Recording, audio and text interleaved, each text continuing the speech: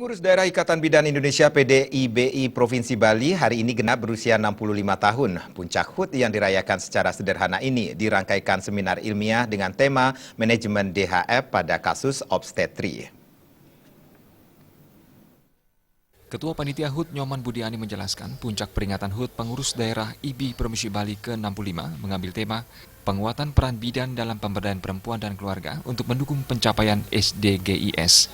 Terkait tema tersebut, peringatan puncak HUT IBI ini pun dirangkai dengan seminar dengan topik manajemen DHF pada kasus obstetri.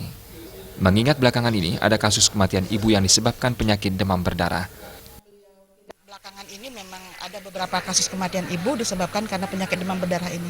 Setidaknya bidan bisa mengenal penyakit itu, jadi bisa mendeteksi dini, kemudian kalau ada bisa memberikan pertolongan pertama, kemudian dilanjutkan dengan rujukan. Kami sebenarnya sudah mulai pada bulan Mei yang lalu, bulan Mei 2016 dimulai dengan pelatihan training of trainer untuk midwifery update untuk pengurus daerah dan pengurus cabang.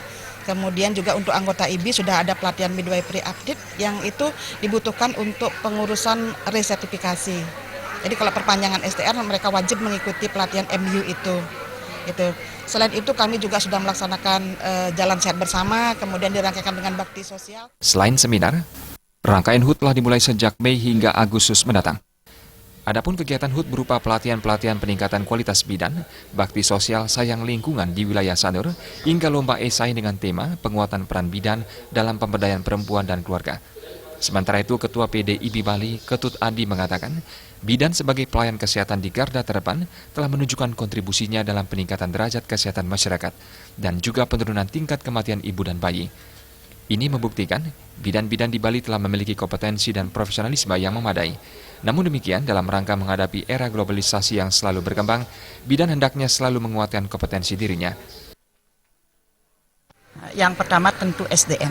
Ya, SDM kita harus kuatkan, ya, kualitas harus kita kuatkan, ya. Sudah itu nanti bagaimana kita meningkatkan peran serta masyarakat.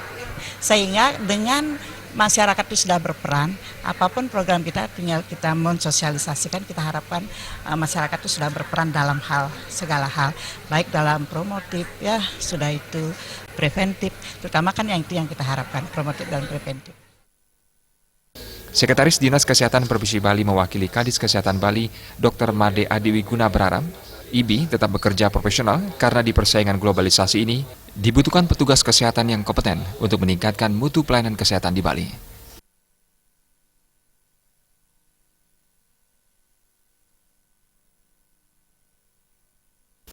Jenny dan